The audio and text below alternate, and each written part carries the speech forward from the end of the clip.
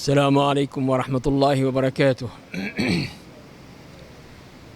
بسم اللہ الرحمن الرحیم، الحمد للہ رب العالمین، والصلاة والسلام علی سید المرسلین وعلی آلہ وصحبہ اجمعین۔ آج ہم سورۃ النحل کی آیات 84 سے لے کر 89 تک آیات پر بات کریں گے اور اس میں دیکھیں گے کہ ہمیں کیا احکام ملتے ہیں۔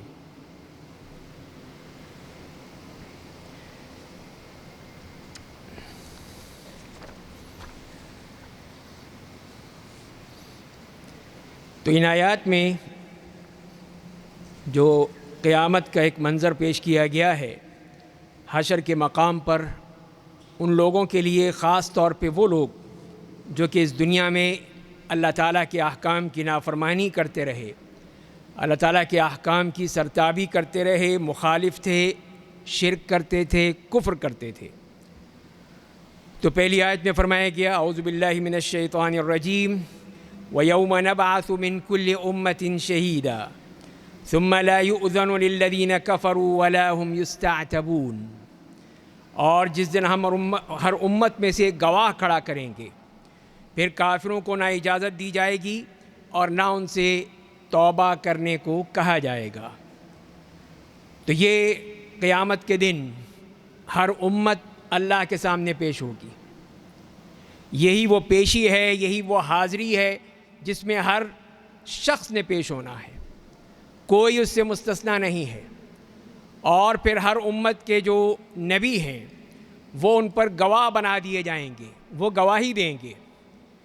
یہ امتوں میں سے بعض امتیں یہ کہیں گی کہ ہمارے پاس تو کوئی آیا ہی نہیں تھا، ہمیں کسی نے کچھ بتایا ہی نہیں تھا اور ہم تو ویسے ہی چلتے رہے۔ تو اللہ تعالیٰ پھر نبی سے کہیں گے کہ تم بتاؤ ان کے بارے میں، تو وہ کہیں گے کہ اللہ میں نے اپنا فرض ادا کیا تھا، اور یہ گواہی ہم بھی دیں گے، یہ امت بھی، اور وہ انبیاء کرام بھی دیں گے کہ ہم نے جا کر وہاں پر ان کو بتایا تھا، ان کو ہدایت کے لیے دعوت دی تھی، ان کو ہر چیز بتائی تھی۔ جیسے کہ قرآن کریم نے انبیاء کرام کے بارے میں تذکرہ کیا ہے، تو یہ دعوت دین کے لیے ہی انبیاء کرام آتے ہیں، اور اسی کے لیے وہ آئے اور انہوں نے اپنا فرض انجام دیا۔ اور جب ان امتوں نے انکار کر دیا کہ ہم نہیں مانتے، ہم نہیں سنتے تمہاری بات، ہم قبول نہیں کرتے، ہمارے لیے وہی آباء و اجداد کا ہی سلسلہ جاری ہے، تو اللہ تعالیٰ نے کہا کہ اب یہ اس قابل نہیں ہے۔ تو نبی کو وہاں سے بھیج دیا گیا کہ آپ یہاں سے نکل جائیں، اور ان کی جگہ ان پر پھر وہ عذاب آ گیا جس نے ان کو بالکل ہی ختم کر دیا۔ اب قیامت کے دن یہی امتیں ہوں گی، یہی لوگ ہوں گے، اور فرمائیں کہ پھر ہر امت کا جو نبی ہے وہ گواہ بنا کے کھڑا کر دیا جائے گا کہ وہ ان کے بارے میں بتائے کہ انہوں نے کیا کیا تھا۔ اور اس کے نمونے ہم قرآن کریم میں پڑھتے ہیں، حضرت عیسیٰ علیہ السلام کے بارے میں، حضرت نوح علیہ السلام کے بارے میں، حضرت موسیٰ علیہ السلام، تمام انبیاء کرام کی وہ اللہ تعالیٰ نے تفصیل بیان کر دی ہے کہ وہ اپنی اپنی امتوں کے پاس آئے اور انہیں دعوت دی اور اس میں اپنا حق ادا کیا، فرض ادا کیا۔ تو لہذا کوئی نہیں کہہ سکتا کہ نہیں انہوں نے کچھ نہیں کیا یا انہوں نے دعوت نہیں دی تھی۔ اور اس کے بعد جو فرمایا کہ پھر ان کو اجازت نہیں ہوگی بولنے کی، ان کو پھر منہ بند کر دیے جائیں گے کہ اب تم نہیں بول سکتے۔ جب تمہیں پہلے کہا گیا تھا تو تم نے جھوٹ بولا اور یہ کہا کہ نہیں ہمارے پاس تو کوئی آیا ہی نہیں تھا، کوئی رسول نہیں آیا، کوئی نبی نہیں آیا، اور پھر اللہ تعالیٰ نے دکھا دیا کہ یہ دیکھو یہ ہے میرا رسول، یہ ہے میرا نبی جو تمہارے پاس آیا تھا، تمہیں بتایا تھا، تمہیں دین کی دعوت دی تھی۔ جیسے کہ نبی کریم صلی اللہ علیہ وسلم تشریف لائے اس امت کے لیے جس کے ہم امتی ہیں، ان کی ہر بات ماننے کے لیے، لیکن ہم نے بھی یہی کیا، ہم نے بھی بات نہیں مانی، نہ قرآن کی بات مانی نہ رسول کی بات مانی۔ اسی لیے ہمارا مقدمہ اللہ تعالیٰ کے ہاں نبی کریم صلی اللہ علیہ وسلم پیش کریں گے، یاد رکھیے اس وقت ہم کٹہرے میں کھڑے ہوں گے، ہم مسلمان. تو قرآن نے صاف کیا وقال الرسول یا ربی ان قوم اتخذوا هذا القرآن مہجورا. قرآن کہہ رہا ہے، میں اپنی طرف سے نہیں کہہ رہا یہ بات، کہ رسول صلی اللہ علیہ وسلم وہاں پہ کہیں گے کہ یا رب، اے میرے رب، میری قوم نے تیرے قرآن کو پس پش ڈال دیا تھا. تو یہ ہے، پھر آپ بتائیے ہم کیا جواب دیں گے اس وقت؟ کیا ہم کہہ سکیں گے کہ رسول اللہ صلی اللہ علیہ وسلم جھوٹ بول رہے ہیں؟ ہو ہی نہیں سکتا، ہمیں جواب دینا پڑے گا. اور پھر آپ تصور کر لیجئے کہ رسول اللہ صلی اللہ علیہ وسلم کی شکایت، آپ کا وہ دعویٰ اور آپ کی ہمارے خلاف یہ پٹیشن جو اللہ کی عدالت میں ہوگی، اس کا پھر نتیجہ کیا نکلے گا؟ تو یہی وجہ ہے کہ آج جو ہم مشکلات کا شکار ہیں، وباؤں اور بیماریوں کا شکار ہیں، اللہ کے عذاب کا شکار ہیں، وہ اسی لیے کہ ہم نے نہ نبی کریم صلی اللہ علیہ وسلم کی کوئی بات مانی ہے اور نہ ہی قرآن کی کوئی بات مانی ہے. تو اس کا نتیجہ یہ نکلا کہ آج ہم مختلف قسم کی مشکلات میں ہیں، پریشانیوں میں ہیں، عذاب میں ہیں، اور ہمارے لیے رحمتوں کے دروازے جیسے بند ہو چکے ہیں. تو یہی وہاں پہ فرمایا گیا کہ یہ لوگ ثم لا یؤذن للذین کفروا ولا هم یستعتبون، اور پھر ان کو اجازت نہیں ہوگی ان کافروں کو کہ وہ کسی قسم کی کوئی بھی بات کریں یا توبہ کریں. ان کے لیے اب ہو ہی نہیں سکتا کہ کوئی توبہ کا دروازہ ہو. توبہ کا دروازہ بند ہو چکا ہے. قیامت کے دن کون سی توبہ ہوگی؟ وہاں کون سی توبہ کریں گے کہ اللہ معاف کر دے، ہم نہیں کریں گے، ہم نہیں کریں گے؟ وہ تو صاف کہہ دیا اللہ تعالیٰ نے ان لوگوں نے جنہوں نے کہا کہ فرجعنا نعمل صالحا، ہمیں ایک دفعہ موقع اور دے دے، ہم جا کے نیک کام کریں گے. فرمایا کہ کلا انہا کلمۃ ہوا قائلھا، ہرگز نہیں، یہ تو اس نے ایک بات کر دی ہے، اس کا کوئی فائدہ نہیں ہے. واپسی کا دروازہ بند، کوئی واپسی کا ٹکٹ نہیں ملے گا. توبہ کیوں نہیں کی تھی دنیا میں؟ مرنے سے پہلے تمہیں خیال نہیں آیا توبہ کرنے کا؟ اس لیے کہ ہم اپنی حالت بھی دیکھیں.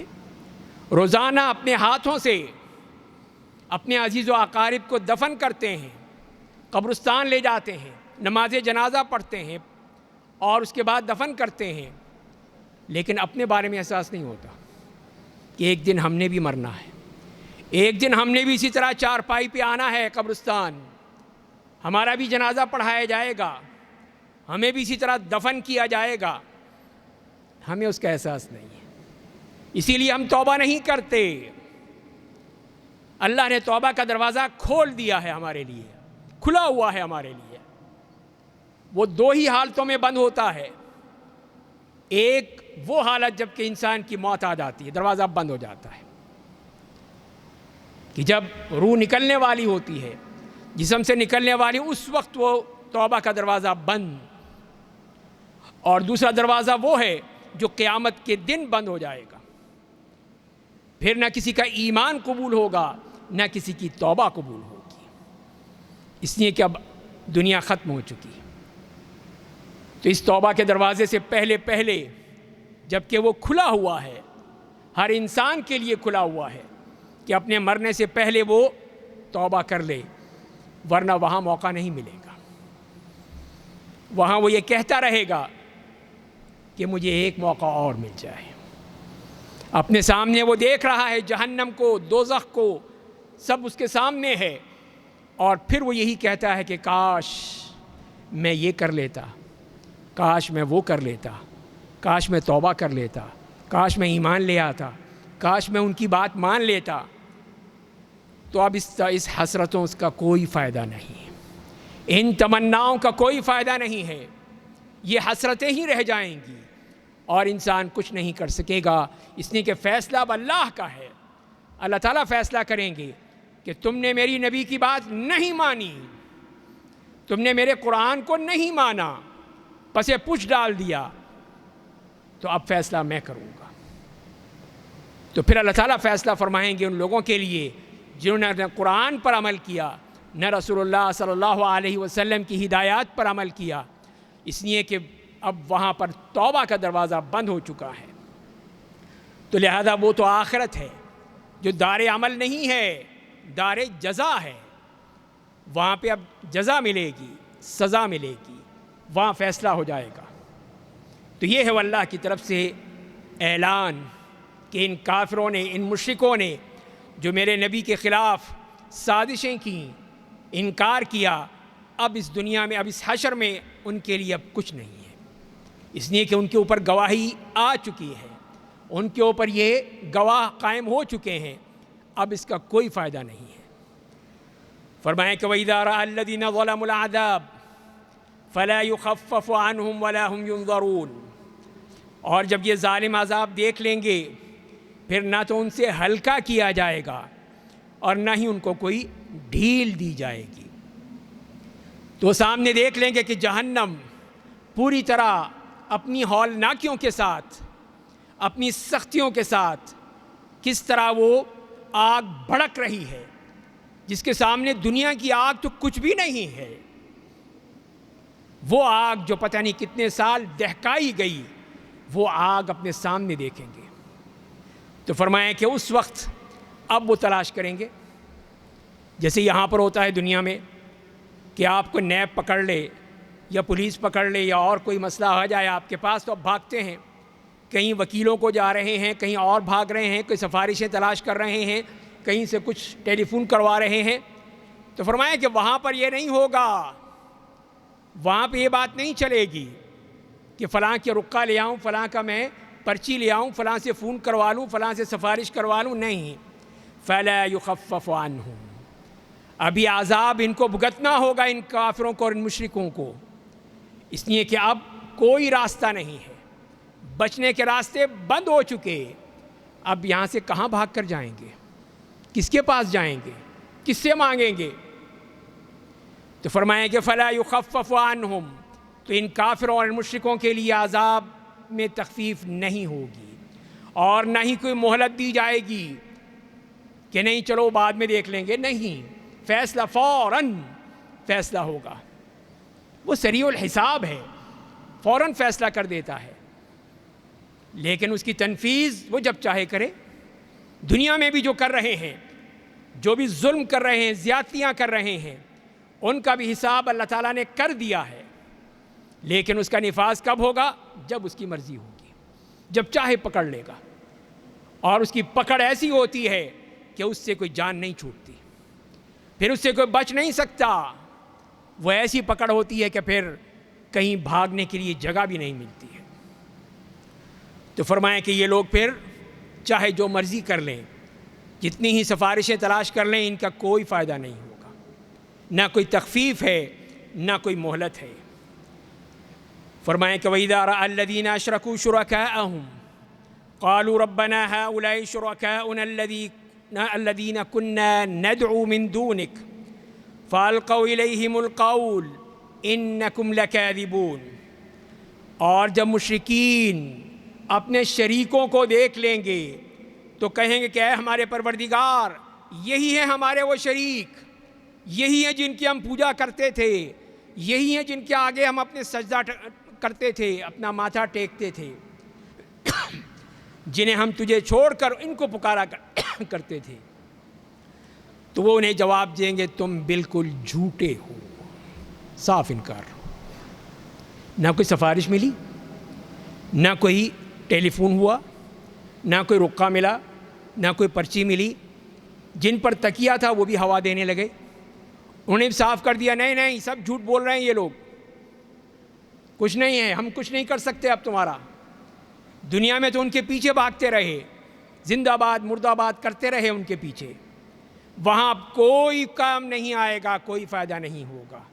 یہی فرمایا جا رہا ہے کہ اللہ تعالیٰ ان کو دکھائے گا کہ یہ ہیں وہ، دیکھو یہ تمہارے بت، یہ جن کی تم پوجا کیا کرتے تھے، لات اور عزا اور منات، یہ دیکھ لو یہ تمہارے سامنے کھڑے ہیں۔ انسانوں میں سے بھی جن کی تم پوجا کرتے تھے وہ بھی سامنے آ جائیں گے، فرشتوں میں سے کس کو مانتے تھے وہ بھی آ جائیں گے، تو اللہ تعالیٰ کہیں گے کہ اب بتاؤ یہ ہیں تمہارے وہ پجاری جس کی پوجا کرتے تھے، جن کے تم پجاری تھے، جن کو اللہ کے سوا چھوڑ کر تم ان کو پکارتے تھے۔ وہ خود کہیں گے کہ اے اللہ ہم ان کو پکارا کرتے تھے، اللہ کو نہیں پکارا۔ تو یہی اللہ تعالیٰ کی شان میں کتنی بڑی گستاخی ہے کہ اللہ کو چھوڑ کر کسی اور کو پکاریں، یا فلان کرتے رہیں۔ تو یہ اللہ اپنی شان میں کیسے گستاخی برداشت کر سکتا ہے؟ اسی کے حدیث میں بھی آتا ہے کہ یہ بندہ جو ہے مجھے گالی دیتا ہے۔ یہ بندے کی گستاخی، وہ کہتا ہے کہ میری اولاد ہے، مجھے گالی دیتا ہے۔ پھر فرمایا کہ یہ بندہ میری شان میں گستاخی کرتا ہے اور پھر کہتا ہے کہ میں نے اپنے ساتھ شریک بنا لیے ہیں، فلاں میرا شریک ہے، فلاں میرا شریک ہے، فلاں میرا ساتھی ہے، میرا ساجی ہے، یہ سب کچھ اس نے بنا رکھا ہے۔ تو یہ کہاں سے اس نے لیا ہے؟ تو اللہ تعالیٰ تو حلیم ہے، بردبار ہے، وہ اس طرح نہیں پکڑتا، لیکن جب پکڑتا ہے تو اس طرح پکڑتا ہے کہ پھر کوئی جائے پناہ نہیں ملتی، پھر وہ کہیں بھاگ نہیں سکتا ہے۔ تو اسی لیے فرمایا کہ وہ لوگ اپنے ان جو پوجا کرنے والے ہیں، جن کی پوجا کرتے تھے، ان سب کے سامنے آ جائیں گے، وہ صاف کہہ دیں گے کہ انہم لکاذبون، یہ سب جھوٹے ہیں، اے اللہ ہم نے نہیں کہا تھا کہ ہماری پوجا کرو، ہم نے نہیں کہا تھا کہ ہم خدا کے ساتھ شریک ہیں۔ تو لہذا پھر ان کو یہاں پہ بھی شرمندگی ہوگی، یہاں پہ بھی کوئی کام نہیں آئے گا۔ کفا باللہ شہیدا بیننا وبینکم ان کننا عن عبادتکم لغافلین، وہ صاف کہہ دیں گے کہ ہمارے اور تمہارے درمیان اللہ بطور گواہ کافی ہے، اس کی گواہی کافی ہے، اور اس لیے کہ ہم اس بات سے بے خبر تھے کہ تم ہماری عبادت کرتے تھے، ہمیں کیا پتہ کہ تم ہمیں مانتے تھے، ہماری عبادتیں کرتے تھے۔ تو اسی لیے پھر وہ صاف انکار، کسی قسم کی کوئی بات ان کی قبول نہیں کی جائے گی، جو مرضی کرتے رہیں ان کی کوئی بات اللہ کے یہاں قبول نہیں ہے، اس لیے کہ جس کو وہ مانتے تھے اس نے خود انکار کر دیا، تو پھر کہاں سے بات بنے گی؟ جس کی بھی پوجا کر رہے تھے، جس کو پکار رہے تھے، جس کو خدا کا شریک سمجھ رہے تھے، جس کو یہ سمجھتے تھے نعوذ باللہ کہ یہ اللہ کے ساتھ یہ بھی کام کریں گے ہمارا، نعوذ باللہ انہوں نے سمجھا تھا کہ اللہ تعالیٰ بھی کوئی گریڈ 20 کا آفیسر ہے، کہ اس کا بھی کوئی پی اے ہوتا ہے، کوئی اسسٹنٹ ہوتا ہے جو اس کے کام کرتا ہے۔ نہیں، ایسی بات نہیں ہے، وہ تو براہ راست سنتا ہے، اس کے لیے کسی قسم کی کوئی پی اے کی ضرورت نہیں ہے، جو بھی ہے اس کی بات، جو بھی اس سے مانگا جاتا ہے براہ راست مانگا جاتا ہے اور وہ سنتا ہے۔ فرمائیں کہ وَأَلْقَوْا إِلَى اللَّهِ يَوْمَئِذٍ السَّلَمَ وَضَلَّ عَنْهُمْ مَا كَانُوا يَفْتَرُونَ، اس دن وہ سب عاجز ہو کر اللہ کے سامنے اطاعت کا اقرار پیش کریں گے، اور جو وہ بہتان بازی کیا کرتے تھے وہ سب ان سے گم ہو جائے گی۔ یہ ہے نتیجہ، یہ ہے اب نتیجہ اس بات کا کہ انہوں نے پوری کوشش کی کہ کسی طرح جان چھوٹ جائے، جسے دنیا میں کرتے تھے تو وہاں تو نہیں کر سکتے، اللہ کے ہاں تو یہ نہیں چلے گی۔ یہ اس قسم کی چال بازیاں، یہ فریب، یہ دھوکہ، یہ سفارش نہیں چلے گی۔ تو اسی لیے جب ان کو پتہ چل گیا کہ سب بیکار ہو گیا ہے، کوئی فائدہ نہیں، تو پھر ہتھیار ڈال دیے، مان گئے کہ اللہ ہم تیری بات مانتے ہیں، جو تیرا فیصلہ ہے۔ اور فرمائیں کہ جو وہ بہتان بازی کیا کرتے تھے اللہ کے بارے میں، جیسے میں نے ابھی عرض کیا کہ اللہ کے بارے میں کہہ رہے ہیں کہ اللہ نے اپنے لیے بیٹا بنا لیا ہے، بیٹیاں بنا لی ہیں، اللہ تعالیٰ نے اپنے ساتھ شریک بنا لیے ہیں، اپنے اسسٹنٹ بنا لیے ہیں، یہ سب بہتان تراشیاں تھیں، سب جھوٹ تھا، سب اللہ کی شان میں گستاخی تھی کہ وہ بھی اس طرح اپنے لیے یہ چیزیں پسند کرتا ہے۔ فرمائیں کہ وَضَلَّ عَنْهُمْ مَا كَانُوا يَفْتَرُونَ، ساری افتراء پردازیاں، ساری ان کی اس قسم کی بیکار باتیں سب ختم ہو گئی، کوئی فائدہ نہیں ہوا، کسی قسم کا فائدہ نہیں ہوا۔ جو وہ سمجھتے تھے کہ ہاں فلاں ہمارے کام آئے گا، فلاں پیر صاحب کی پوچھل پکڑ کے ہم سیدھے جنت میں چلے جائیں گے، کہاں گئے وہ پیر صاحب؟ کوئی کام نہیں آئے گا۔ کام صرف یہ ہے کہ آپ کی وہ توبہ کام آئے گی کہ آپ نے توبہ کی تھی یا نہیں کی تھی۔ آپ کا عمل صالح کام آئے گا جو آپ نے کیا تھا کہ وہ دنیا میں آپ کے کیا تو آخرت میں کام آئے گا۔ آپ کا وہ ایمان، آپ کا وہ عقیدہ وہ کام آئے گا جس میں آپ صرف اللہ کو مانتے ہیں، اس کو سمجھتے ہیں کہ وہی سب کچھ ہے، اسی سے مانگنا ہے اور ہر حالت میں اسی سے مانگنا ہے، مشکل ہو، پریشانی ہو، اچھی ہو، بری حالت ہو، جب بھی ہو اسی سے مانگنا ہے۔ یہ ہے آپ کا ایمان، یہ ہے آپ کا یقین، یہ کام آئے گا، آپ کی قبر میں بھی کام آئے گا، آپ کی آخرت میں بھی کام آئے گا، آپ کے حشر میں بھی کام آئے گا، سب جگہ یہ چیزیں کام آئیں گی۔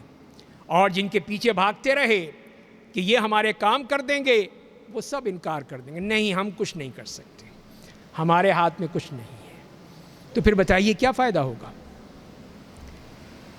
فرمایا کہ الذین کفروا وصدوا عن سبیل اللہ زدناہم عذابا فوق العذاب بما كانوا یفسدون۔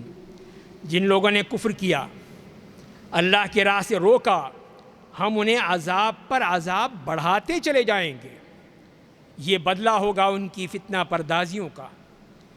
تو یہ ہے اللہ تعالیٰ کی طرف سے فیصلہ آ گیا، یہ ہے فیصلہ۔ اب جن لوگوں نے بھی کفر کیا، اللہ کا انکار کیا، اللہ کے رسول سے دشمنی کی، ان کے خلاف سازشیں کیں، ان کو قتل کرنے کی کوشش کی، ان کو طرح طرح سے پریشان کیا، یہی وہ کافر ہیں۔ اور دوسری بات وصدوا عن سبیل اللہ، اللہ کی راہ سے روکتے تھے لوگوں کو۔ یہ جو بہت بڑے مجرم ہیں آج بھی، جو نہیں چاہتے کہ لوگ اللہ کے دین کی طرف آئیں، چاہے وہ چینلز میں بیٹھے ہوئے ہوں، چاہے وہ سوشل میڈیا میں بیٹھے ہوں، چاہے وہ اخباروں میں بیٹھے ہوں، جو کہ نہیں چاہتے کہ اس ملک میں دین آئے، اس ملک میں اللہ کا نظام آئے۔ صدوا عن سبیل اللہ، اللہ کی راہ سے روکنے والے، اللہ کی راہ میں دشمن بننے والے، اللہ کی راہ میں روڑے اٹکانے والے، اللہ کے ماننے والوں کے دشمن ہیں یہ لوگ۔ تو یہی ان کا حشر ہوگا کہ جنہوں نے نہیں چاہتے کہ اس ملک میں جو دین کے نام پہ لیا گیا تھا، اسلام کے نام پر لیا گیا تھا، لا الہ الا اللہ کے نام پر لیا گیا تھا، وہ نہیں چاہتے کہ یہاں پر دین نافذ ہو۔ یہ ریپ کے کیسز جو ہو رہے ہیں بڑھتے جائیں گے اگر تم یہی کرتے رہو گے۔ ایک کو لٹکا دو، سب کی عقل صحیح ہو جائے گی۔ کیوں نہیں اللہ کا نظام لاتے؟ کیوں نہیں پھانسیوں پہ چڑھاتے ان خبیثوں کو، ان درندوں کو، کہ کہیں چھوٹی چھوٹی بچیوں کے ساتھ، کہیں عورتوں کے ساتھ، کہیں بچوں کے ساتھ۔ یہ ہیں وہ درندے اس ملک کے جن کا ایک ہی علاج ہے، وہ اللہ کے نظام میں ہے کہ ان سب کو پھانسی پہ لٹکا دیا جائے۔ یہ لوگ الذین یحاربون اللہ ورسولہ ویسعون فی الارض فسادا ان یقتلوا او یصلبوا او تقطع ایدیہم وارجلہم من خلاف او ینفوا من الارض۔ یہ ہے اللہ کا فیصلہ کہ وہ لوگ جو اللہ اور اس کے رسول سے جنگ کرتے ہیں، زمین میں فساد پھیلاتے ہیں، ان کا ایک علاج ہے، ایک نہیں 4 علاج بتا دیے، 4 سزائیں بتا دی۔ ان کے ہاتھ اور پاؤں کاٹ دیے جائیں، سولی پہ چڑھا دیا جائے، یا گردنیں کاٹ دی جائیں، یا ان کو جلا وطن کر دیا جائے۔ یہ ہے اللہ کا قانون۔ جب اللہ کا قانون ہوگا تو ہر شخص کو اپنی گردن سلامت رکھنی پڑے گی، پھر اس کو ہوش آئے گا کہ میں نے کیسے اس دنیا میں رہنا ہے۔ یہ اللہ کا قانون ہے۔ اگر اللہ کا قانون نہیں ہوگا تو یہ چیزیں ہوتی رہیں گی، ختم نہیں ہوں گی۔ کسی کی نامرد بنانے سے اس کی مسئلہ حل نہیں ہوگا۔ برسر عام سب کے سامنے جو قرآن کا اصول ہے، جو اسلام کی شریعت ہے، اس کے مطابق کرنا ہوگا۔ اسلام میں جرم کی تشہیر منع ہے، ہم جرم کی تشہیر کرتے ہیں۔ اخباروں میں، سوشل میڈیا پر، ٹی وی چینلز پر جتنا بھی جرم کو شہرت دیں ہم دیتے ہیں، یہی غلط ہے۔ شہرت کس کی ہے؟ تشہیر کس بات کی ہے؟ سزا کی۔ سزا ہم دیتے ہیں بند کوٹھڑی میں، جیلوں میں۔ کس نے دیکھی وہ سزا؟ کس نے عبرت حاصل کی؟ وَلْيَشْهَدْ عَذَابَهُمَا طَائِفَةٌ مِّنَ الْمُؤْمِنِينَ، اور ان کی یہ سزا میں لوگوں کا کوئی حصہ ہے کہ لوگ آ کے دیکھیں اس کو، اپنی آنکھوں سے دیکھیں. پھر ہر شخص اپنے ہاتھ کو محفوظ رکھے گا، اپنی عزت و آبرو کو محفوظ رکھے گا، اپنی گردن کی حفاظت کرے گا، تب مزہ آئے گا، تب پتہ چلے گا. لیکن اگر ہم اس طرح بے مہار چھوڑ دیں گے ان مجرموں کو، کچھ ہی عرصے کے بعد دیکھ لیجئے کہ سب ضمانتوں پر رہا ہو جائیں گے، سب نکل آئیں گے. تو بتائیے جرم کیسے ختم ہوگا؟ جرم کی تو اتنی تشہیر کی آپ نے، اتنا اس کو ہیرو بنا دیا اس مجرم کو، اب سزا تو کہیں دی نہیں آپ نے، دی بھی تو کس کو پتہ چلا؟ یہی ہے جو اللہ کے نظام کے خلاف ہے. فرمائے کہ یوم نبعث فی کل امۃ شہیدا علیہم من انفسہم وجئنا بک شہیدا علی ہؤلاء ونزلنا علیک الکتاب تبیانا لکل شیء وہدی ورحمۃ وبشریٰ للمسلمین. اور جس دن ہم ہر امت میں سے انہی میں سے ایک مقابلے پر گواہ کھڑا کر دیں گے اور آپ کو ان سب پر گواہ بنا کر لائیں گے. ہم نے آپ پر یہ کتاب نازل فرمائی ہے جس میں ہر چیز کا شافی بیان ہے اور ہدایت، رحمت اور خوشخبری ہے مسلمانوں کے لیے. تو یہ ہے وہ اللہ کی طرف سے خوشخبری کہ قیامت کے دن جب ہر امت کے لیے ایک گواہ لائیں گے، انہی میں سے، باہر سے نہیں، انہی میں سے، اور آپ کو ان کے اوپر گواہ بنائیں گے، ان سب پر، یہ ساری امت پر گواہی بنائیں گے اور آئیں گے اور وہاں پہ گواہی دیں گے. تو لہذا یہ ہے آپ کا مقام کہ آپ ہم سب پر گواہی دیں گے، اور جہاں پہ ضرورت ہوگی، اللہ کی اجازت ہوگی، تو پھر ہماری سفارش بھی کریں گے. اللہ ہم سب کو نصیب فرمائے. ہماری شفاعت کریں گے اللہ کے حکم سے. تو یہ ہے آپ کی گواہی، آپ کی شہادت جو ہمارے حق میں ہوگی. اور فرمایا کہ اسی لیے پھر ہم نے یہ کتاب نازل کی ہے تاکہ تم اس کے مستحق بن جاؤ، اس گواہی کے مستحق بن جاؤ، اس سفارش کے مستحق بن جاؤ، اس شفاعت کو قبول کرنے والے بن جاؤ کہ یہ کتاب ہے تمہارے پاس. وَنَزَّلْنَا عَلَيْكَ الْكِتَابَ تِبْيَانًا لِكُلِّ شَيْءٍ، ہر چیز کو بیان کرنے والی یہ کتاب ہے تمہارے پاس. صرف چومنے چاٹنے کے لیے نہیں ہے، صرف تبرک کے لیے نہیں ہے، تعویذ گنڈوں کے لیے نہیں ہے، اس پہ قول و قرار کے لیے نہیں ہے، یہ عمل کی کتاب ہے. جو عمل کرے گا وہی اس پہ کامیاب ہوگا. جو اس کو صرف چومتا چاٹتا رہے اس کو کیا فائدہ ہوگا؟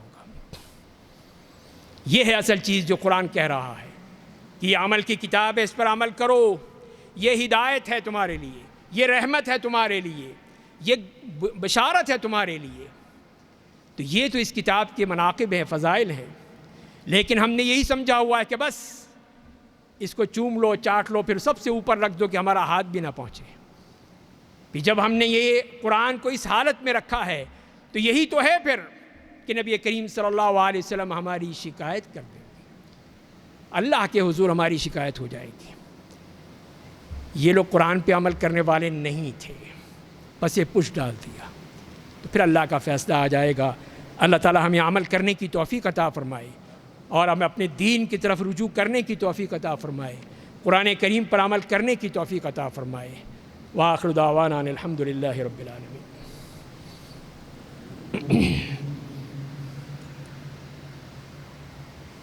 اللہ